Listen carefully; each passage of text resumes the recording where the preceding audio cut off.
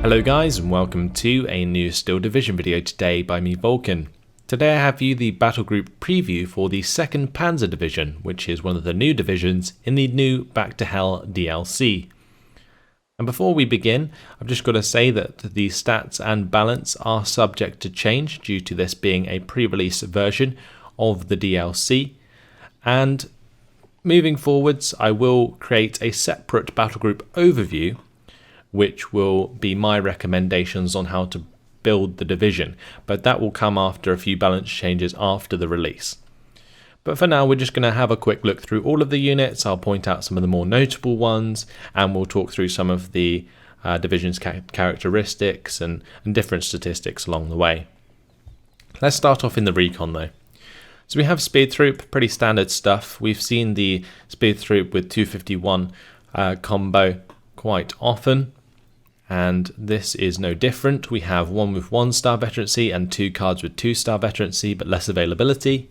Then you have the SBW233, a unit that has been unfavoured for quite a while now, but interesting to see those with quite high veterancy in Phase A. Might make people bring those in, we might see them in the future.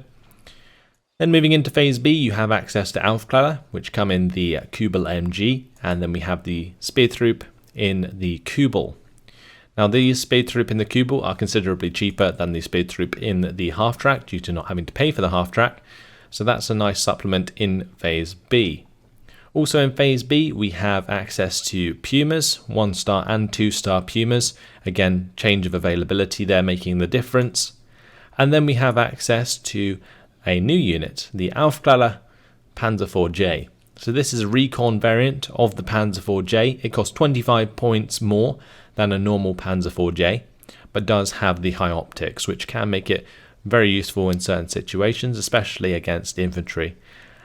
We also have the Aufklärer Panther D, which again is similar to the normal Panther D, 50 points more expensive this time though.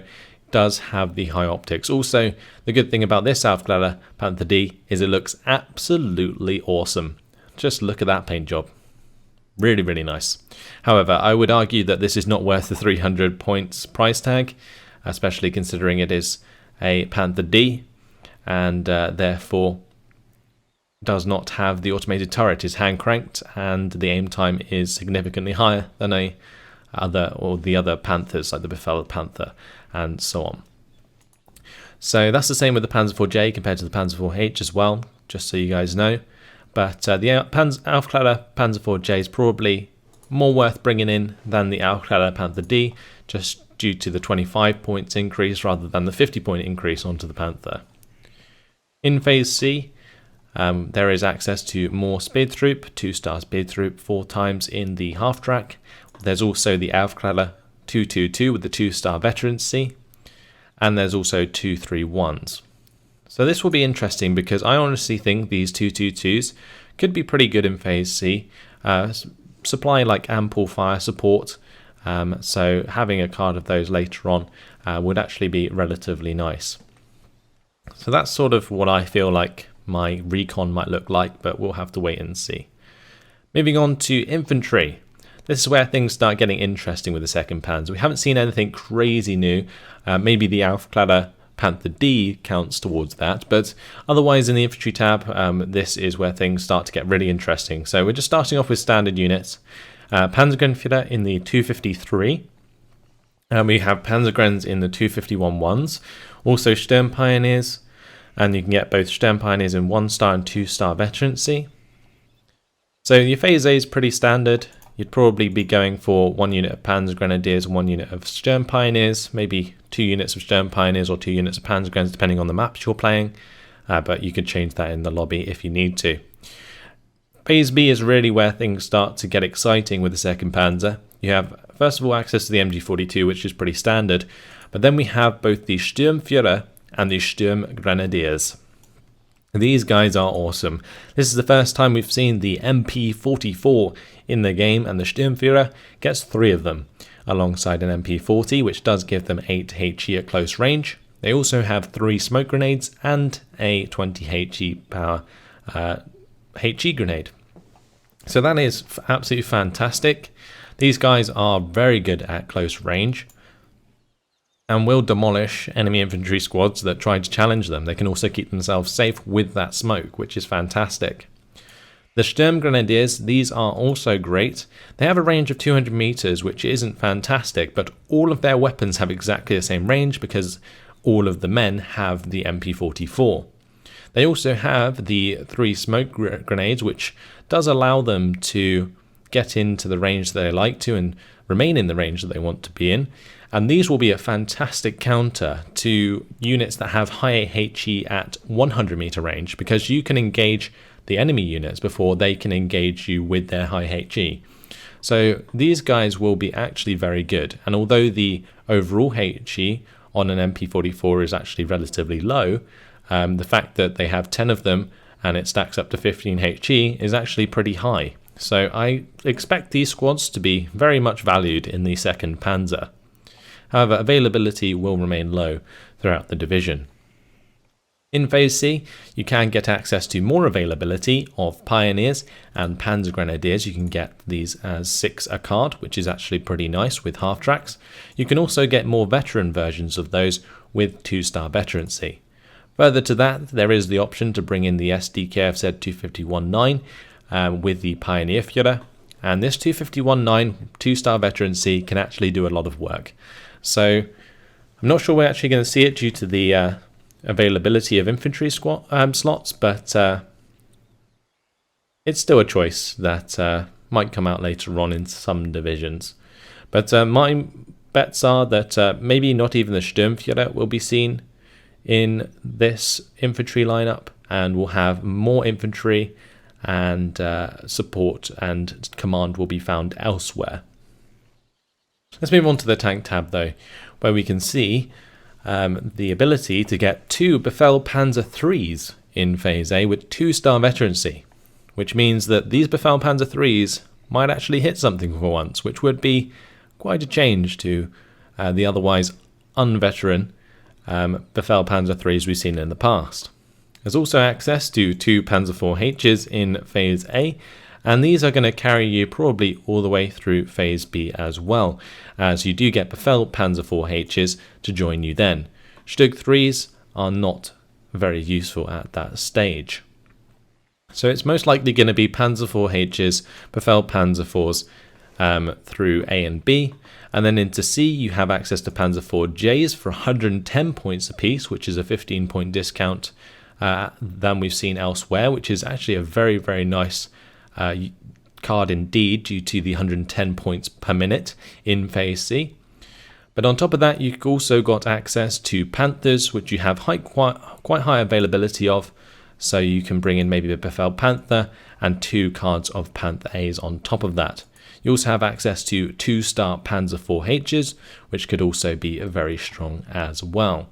However, the way that I see this division sort of working, moving from Phase B to C, is that towards the end of Phase B, people will save their points for either 1 or 2 Panthers and bring those in immediately at the start of Phase C before their income actually drops. So there's that. Interesting lineup for sure, especially considering the most expensive tanks do come in Phase C when you have a lot less income. Imagine trying to buy a 280 point Befehl Panther when you have to wait 3 minutes to get it. That's going to be pretty tough on the economy of the 2nd Panzer. So that's something that we're going to have to see if people can work around. Let's move on to the support. So in the support tab, this is where things get really interesting because we have an entirely new mechanic added to the game. We have, first of all, the SBW223, nothing we haven't seen before, 2-star veterancy command vehicle. But then we have the Borgward 4. And this is a remote detonation vehicle, or remote demolition vehicle, which you can drive through the enemy, and if they don't destroy it, it will get to where you want it to go, and then you press a separate button and it will blow up and kill whatever you need it to. So very, very awesome unit.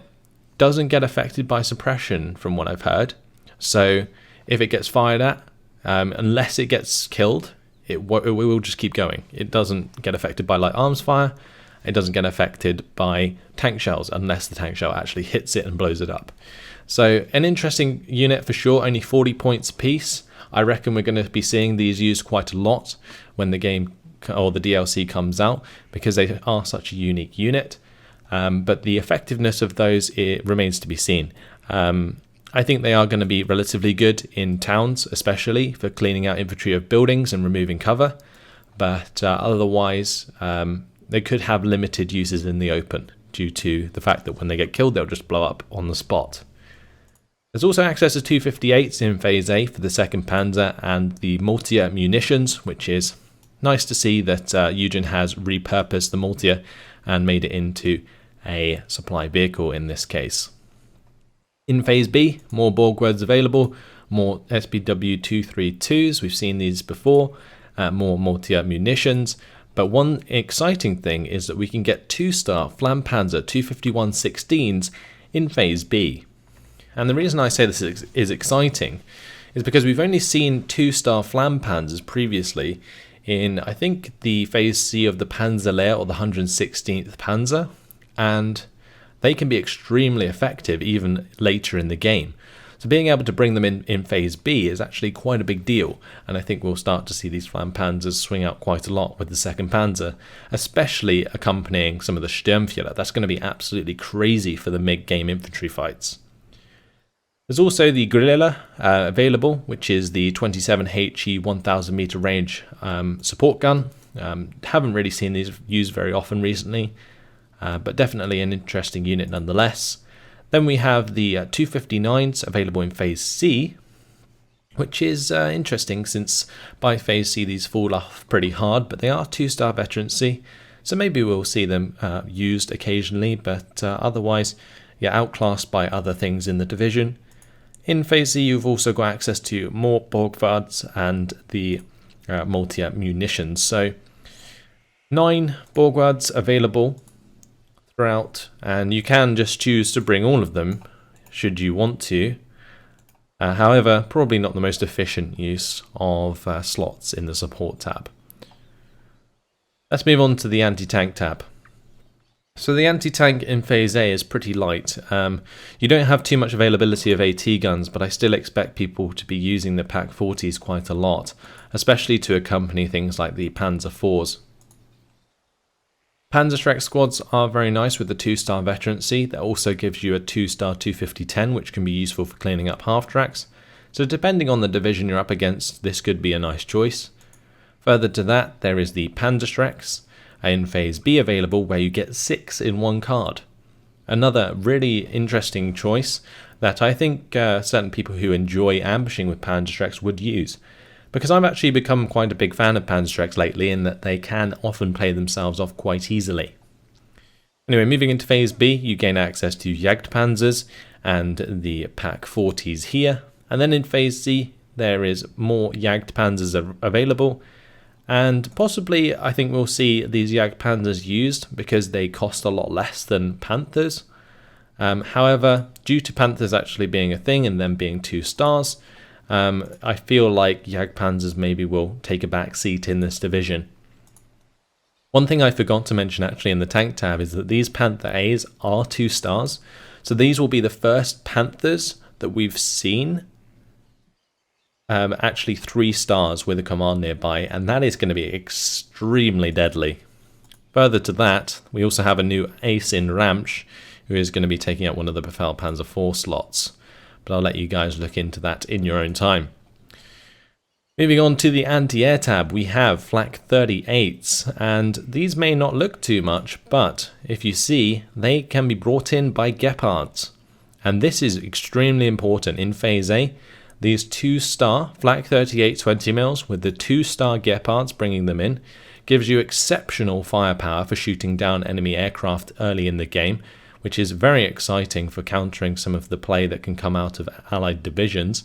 So that's going to be 12 HE on target. That's very accurate due to the 2-star veterancy.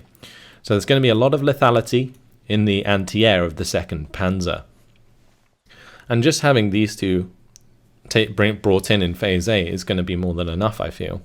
You could also supplement that with even more from Phase A and not bring in any in Phase B, because in Phase B you gain access to the flak filling and the flak 36, but there's just so much value of the availability that both the flak 38 and Gepard coming in together gives you, because technically with 2 times 2 you technically get times 4, and that's a very, very big deal.